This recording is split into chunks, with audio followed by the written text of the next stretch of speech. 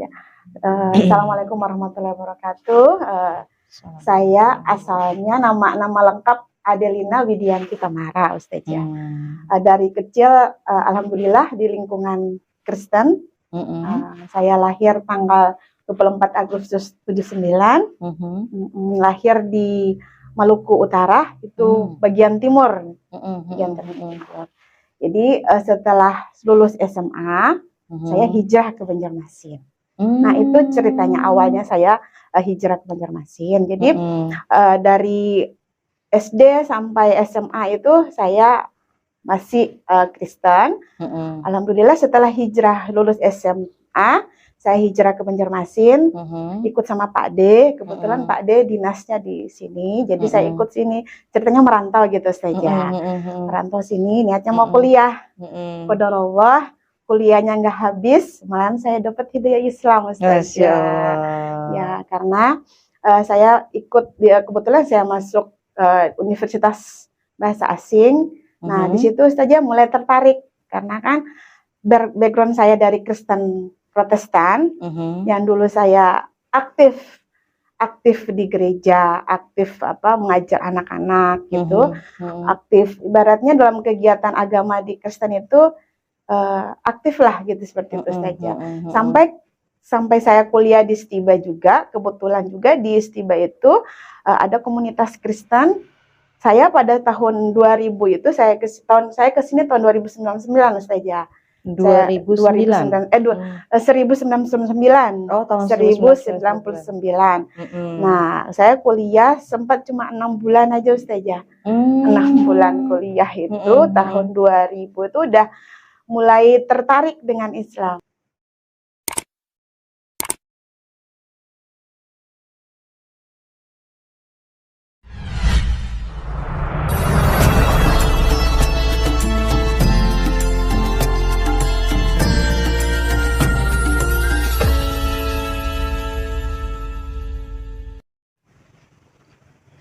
Bismillahirrahmanirrahim. Assalamualaikum warahmatullahi wabarakatuh.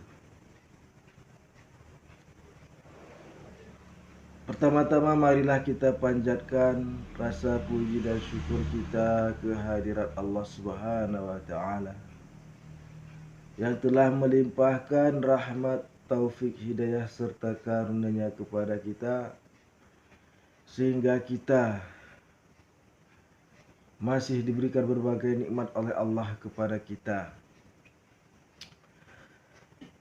Apakah itu nikmat kesehatan, nikmat kelapangan waktu, nikmat kemudahan rezeki, dan nikmat yang paling besar diberikan oleh Allah Subhanahu wa taala kepada kita adalah nikmat iman di dalam agama Islam. Kemudian selawat beriring salam, tidak lupa pula marilah kita sanjung sajikan ke pangkuan alam, junjungan alam, yaitu Nabi besar Muhammad sallallahu alaihi wasallam, yang mana telah membawa umat manusia dari alam kegelapan ke alam yang terang benderang, dari alam jahiliyah ke alam Islamiyah, dan dari alam kebodohan ke alam yang penuh berilmu pengetahuan sebagaimana yang kita rasakan sekarang.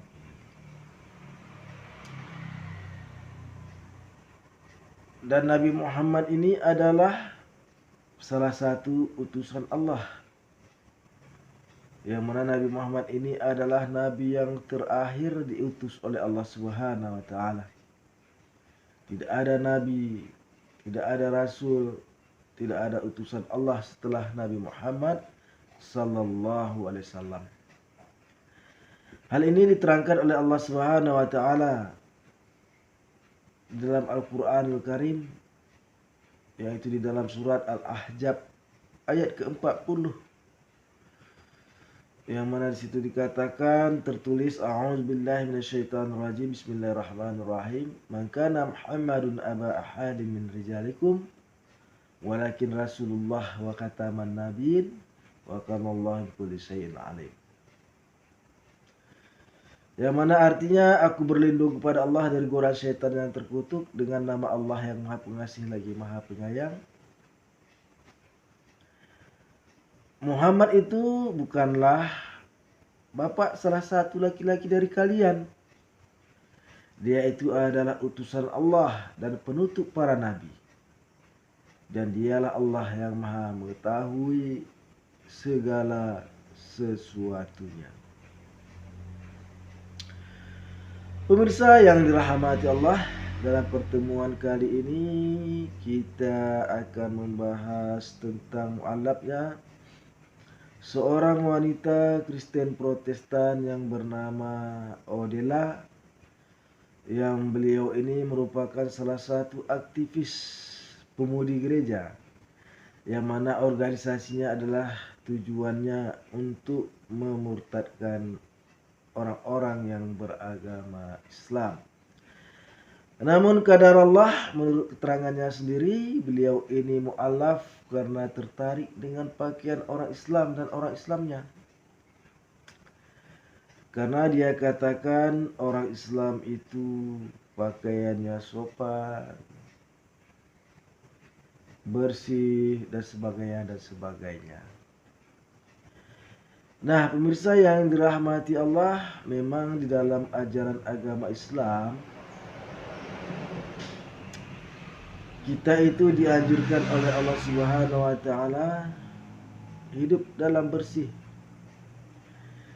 Karena semboyan di dalam agama Islam, bersih itu adalah sebagian dari iman. Nah, pemirsa yang dirahmati Allah, itu makanya kita lihat sebelum sholat subuh, orang-orang muslim yang sholat itu mereka ini mandi sebelum melaksanakan ibadah. Kemudian sebelum sholat mereka berwudu, membasuh muka, mencuci tangan, membasuh kaki, dan sebagainya. Nah, di dalam ajaran agama Islam kita diperintahkan oleh Allah Subhanahu wa taala sebelum beribadah kita disuruh membersihkan diri. Nah, pemirsa yang dirahmati Allah,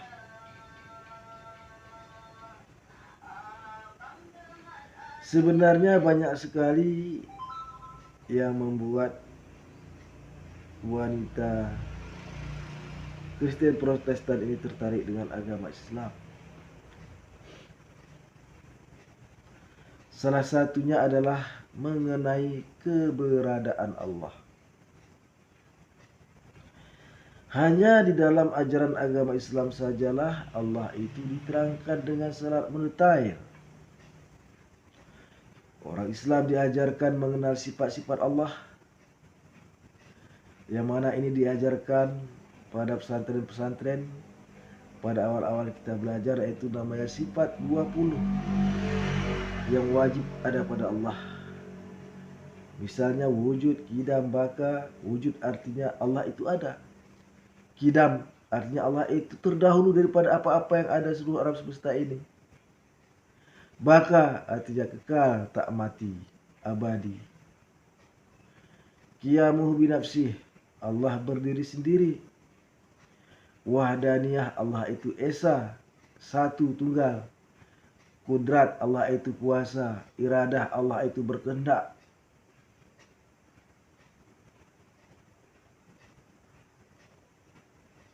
Mukhalal patulil hawadisi, Allah itu berbeda dari ciptaannya, dari segala sesuatunya. Maka di dalam ajaran agama Islam itu sudah clear dia mengenai ketuhanan ini. Oleh sebab itu maka setiap orang Islam mengakui bahwa Allah itu esa, berbeda dengan ciptaannya. Ini diterangkan juga di dalam surah Al-Ikhlas. A'udzubillahi minasyaitonirrajim. Bismillahirrahmanirrahim. Qul huwallahu ahad. Katakanlah wahai Muhammad, Allah itu satu. Mengapa dikatakan suruh Allah katakan Muhammad Allah itu satu? Karena Al-Quran ini diturunkan kepada Muhammad, Nabi Muhammad. Jadi yang pertama-tama sekali mendapat firman Allah Nabi Muhammad SAW. Maka qul huwallahu ahad, katakanlah Allah itu satu. Katakanlah Muhammad, Allah itu satu. Allahu samad, Allah tempat bergantungnya seluruh makhluk. Jadi alam semesta ini beserta isinya, seluruh isinya bergantung, hanya bergantung kepada Allah. Lam yalid wa lam yulad. Allah itu tak beranak dan tidak ada pula diperanakkan. Ataupun Allah itu tak punya bapa ataupun tak punya anak. Jadi Allah itu tunggal. Allah itu tak punya bapa dan tak punya anak. Walam yakul lahu kufuwan ahad. Dan tidak ada segala sesuatu pun yang setara, sebanding dengan Allah itu.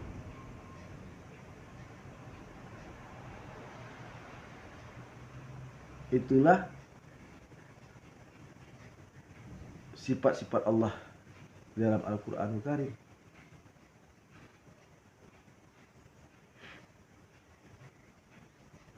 Nah, pemirsa yang dirahmati Allah,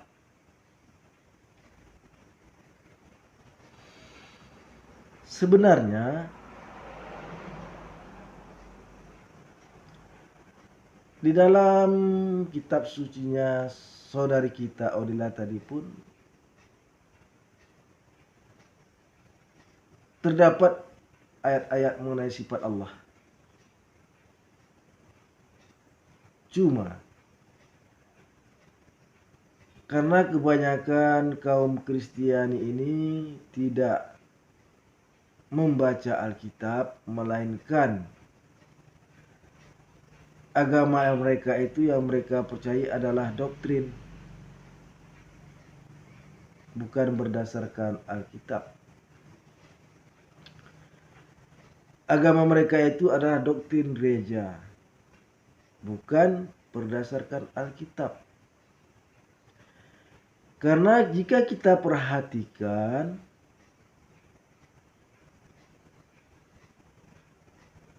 di dalam Alkitab, kitab suci saudara kita, sangat jelas sekali bahwasanya ajaran perkataan Yesus yang terdapat di dalam Alkitab berbeda dengan ajaran Kristen pada umumnya. Karena jika kita membaca Alkitab, kitab sucinya kaum Kristiani, misalnya di kitab Lukas pasal 6 ayat 12. Di situ tertulis bahwasanya ayat itu menyatakan Yesus itu berdoa kepada Allah. Sedangkan kaum Kristiani berdoa kepada Yesus. Jadi maka mengapa saya mengatakan ajaran Yesus bukanlah ajaran Kristen. Sebagaimana terdapat, misalnya kita ambil contoh di kitab Lukas pasal 6 ayat 12. Di situ tertulis pada waktu itu pergilah Yesus ke bukit untuk berdoa. Dan Yesus berdoa bermalam-malaman, semalam-malaman kepada Allah. Pada waktu itu pergilah Yesus ke bukit untuk berdoa, dan semalam-malaman ia berdoa kepada Allah. Sangat jelas sekali. Yesus itu berdoa kepada Allah.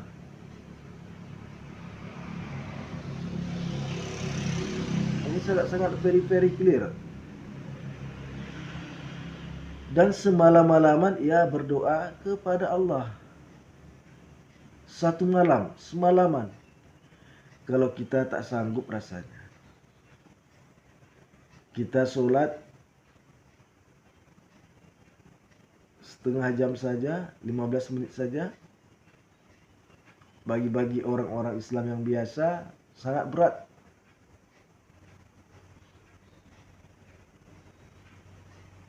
Ini membuktikan bahwasannya Yesus ini adalah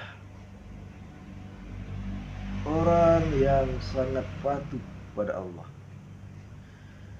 Sangat meyakini kekuasaan Allah. Sangat meyakini bahwa Allah itu kuasa. Oleh karena itulah maka Yesus berdoa semalam-malaman meminta kepada Allah.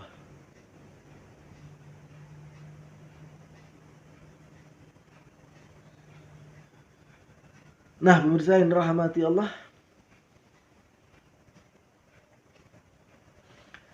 kemudian ada yang mengatakan bahwasanya Yesus itu berdoa kepada dirinya sendiri. Tak mungkinlah Yesus berdoa kepada dirinya sendiri. Jika dia berdoa kepada dirinya sendiri, ngapain pula dia berdoa semalam-malaman, jauh lagi dari rumah kediamannya, di atas bukit.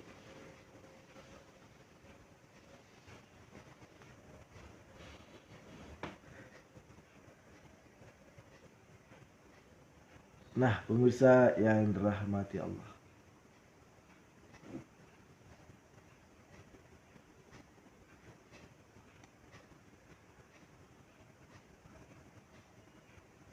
yang ada pernyataan di dalam Alkitab bahwa Yesus itu Tuhan, yang kaum Kristiani mengandalkan kitab Yohanes pasal 13 ayat ke-13. Mereka mengatakan ini ada ayat yang mengatakan bahwa Yesus mengaku dirinya Tuhan, yaitu Yohanes pasal 13 ayat 13 yang berbunyi, "Panggillah aku Guru dan Tuhan, itu tepat bagimu, karena aku adalah Guru dan Tuhan." Nah, pemirsa yang rahmati Allah, sebenarnya Tuhan di dalam Yohanes pasal ayat 13, pasal 13 ayat 13 ini adalah salah penterjemahan arti.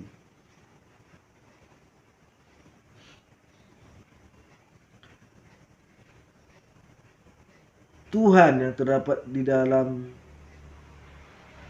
Yohanes pasal 13 ayat 13 itu adalah salah penterjemahan arti dari Lembaga Alkitab Indonesia. Kita ambil contohnya dari Alkitab yang berbahasa Inggris.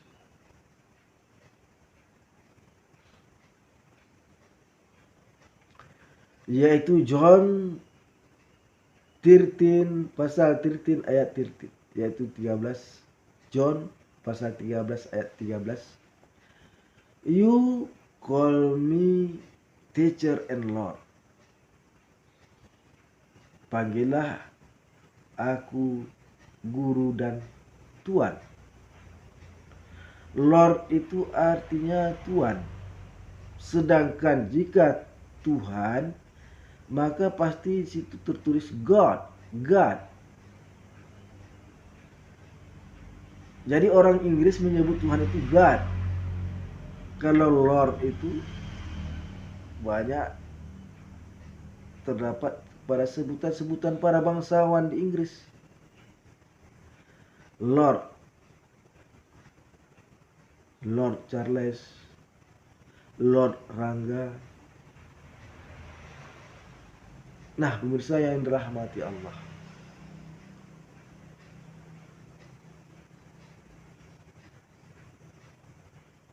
namun banyak ayat dalam Alkitab yang menyatakan bahwa Yesus itu adalah seorang utusan.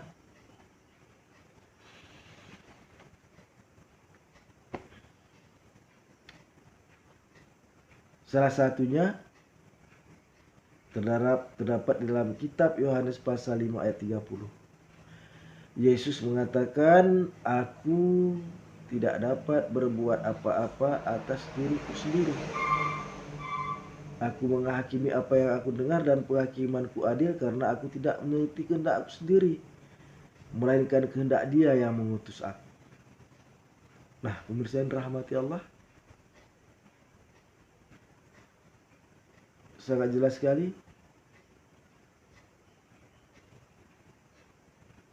bahwasanya Yesus mengatakan Dia tidak dapat berbuat apa-apa.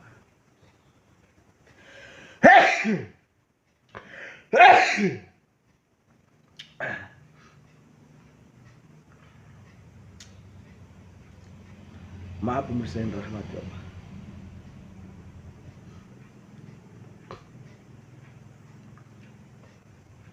Dalam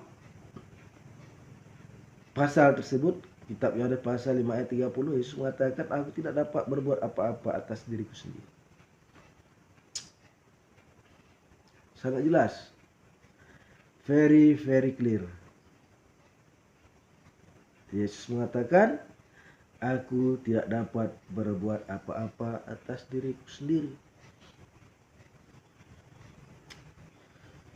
Jadi segala mukjizat, segala kekuatan, segala daya upaya yang ada pada Yesus itu berasal pemberian daripada Allah Subhanahu wa taala.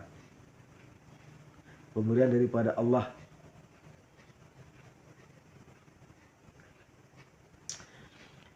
Kemudian dipertegas lagi di dalam kitab Yohanes pasal 5 ayat 30. Yohanes pasal 5 ayat 36.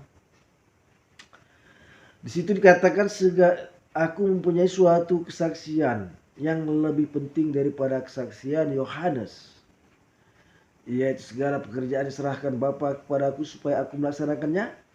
Pekerjaan itu yang kukerjakan sekarang, dan pekerjaan itulah yang menjadi saksi. Pekerjaan itulah memberi kesaksian kepada aku bahwa Bapa yang mengutus aku." Kembali Yesus mengatakan bahwa dirinya diutus oleh Allah Bapa.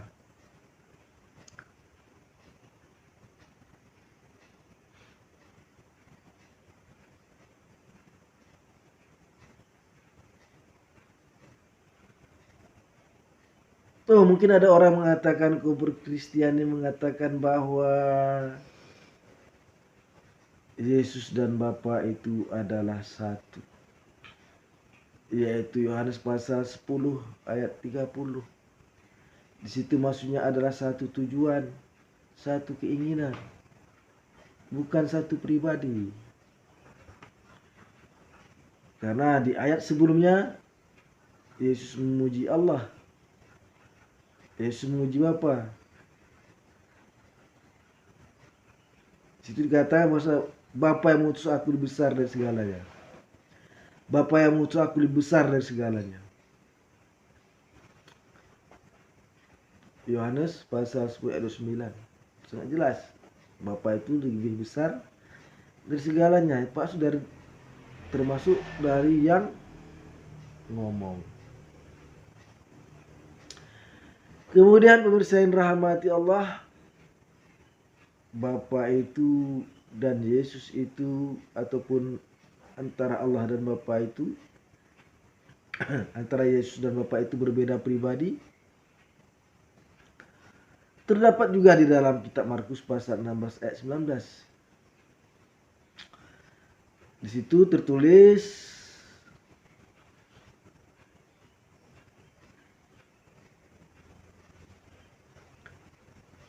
Tuhan Yesus berbicara demikian kepada mereka.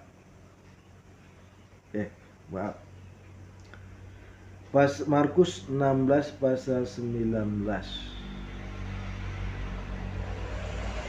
Di situ tertulis bahwasannya setelah berbicara demikian kepada mereka, terangkatlah ia ke surga, lalu duduk di sebelah kanan Allah. Lebih kurang demikian artinya. Setelah berbicara demikian kepada mereka, terangkatlah Yesus ke surga dan duduk di sebelah kanan Allah.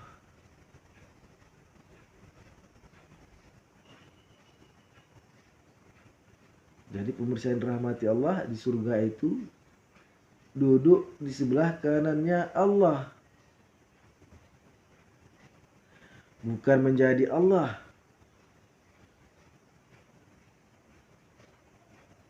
Yesus duduk di sebelah kanan Allah. Saya duduk di sebelah kanan Pak Bupati. Sangat jelas sekali. Yesus duduk di sebelah kanan Allah. Saya duduk di sebelah kanan Pak Bupati. Apakah saya bupati? Sudah tentu tidak. Nah, pemirsa yang dirahmati Allah, sangat jelas sekali. Jadi kami mengharapkan dengan kami menyampaikan informasi ini dengan mengutip ayat Al-Quran dan mengutip ayat Alkitab ataupun Bible, tujuannya adalah supaya tidak ada lagi orang yang keluar dari agama Islam.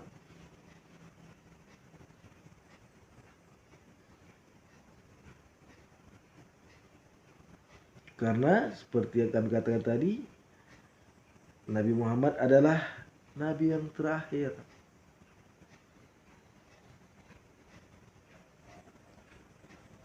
Sudah ditutup oleh Nabi Muhammad, dan agama yang sempurna itu adalah agama Islam. Telah disempurnakan.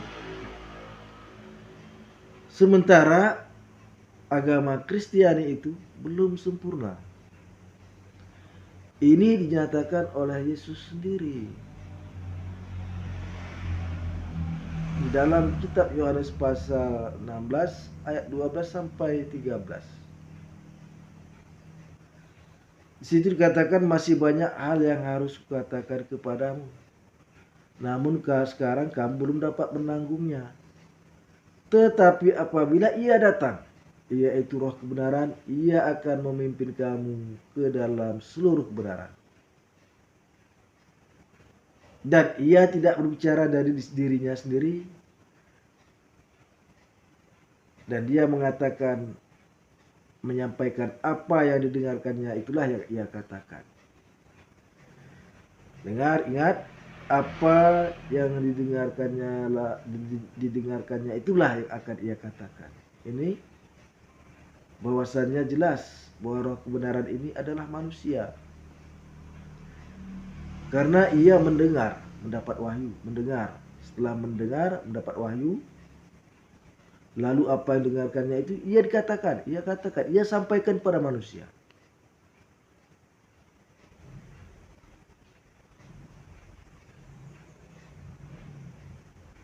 Nah, ini membuktikan bahwasannya Yohanes pasal 16 ayat 12 sampai 13 ini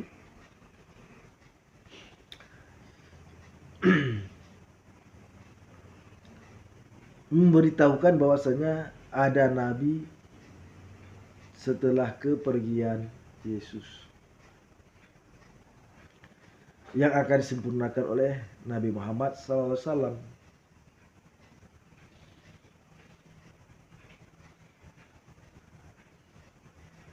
Nah, pemirsa yang dirahmati Allah, mungkin saudara-saudara kita dari kaum Kristiani mengatakan bahwasanya Muhammad itu bukan roh. Sedangkan di kitab Yohanes pasal 16 ayat 12 itu dikatakan roh kebenaran. Maksudnya begini pemirsa yang rahmati Allah. Karena dikatakan Yesus roh kebenaran karena orangnya belum wujud dikala Yesus waktu hidup.